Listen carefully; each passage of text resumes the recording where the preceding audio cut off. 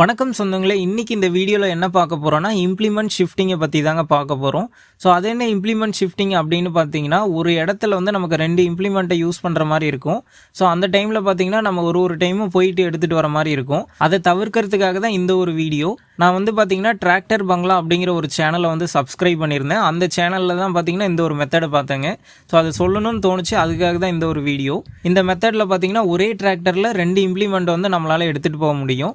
So இந்த மெத்தடில் இருக்கக்கூடிய டிஸ்அட்வான்டேஜும் சொல்கிறேன். ஃபஸ்ட்டு இந்த மெத்தடை எப்படி யூஸ் பண்ணுங்கிறத பற்றி சொல்லிடுறேன்.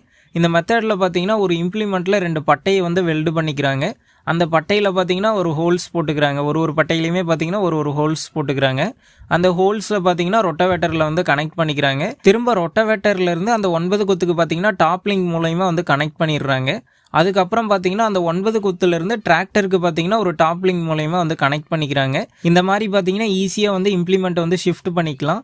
ஸோ இதில் இருக்கக்கூடிய டிஸ்அட்வான்டேஜ் அப்படின்னு பார்த்தீங்கன்னா, நம்ம டிராக்டருடைய லிஃப்டிங் கெப்பாசிட்டி வந்து குறைவாக இருக்கும் பட்சத்தில் நம்ம ஹைட்ராலிக்கை வந்து இது பாதிக்கும். அதுக்கப்புறம் பார்த்தீங்கன்னா ரொம்ப மேடு பள்ளமான ரோட்டில் போகும்போது பார்த்தீங்கன்னா உங்களுக்கு ஃப்ரண்ட் லிஃப்டிங் ஆகிறதுக்கான வாய்ப்புகள் அதிகமாகவே இருக்குது.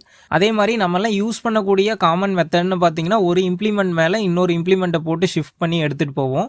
ஸோ இதில் பார்த்தீங்கன்னா நிறைய ஆட்கள் தேவை இம்ப்ளிமெண்ட்டை தூக்கி வைக்கிறதுக்கும் திரும்ப இறக்கிறதுக்கும். இந்த மெத்தடில் உங்களுக்கு தெரிஞ்ச அட்வான்டேஜ் டிஸ்அட்வான்டேஜ் இருந்தால் கீழே கமெண்ட் பண்ணுங்கள். இந்த வீடியோ பிடிச்சிருந்தா லைக் பண்ணுங்கள். யூஸ்ஃபுல்லாக இருந்தால் ஃபார்மர்ஸ்க்கு ஷேர் பண்ணுங்கள்.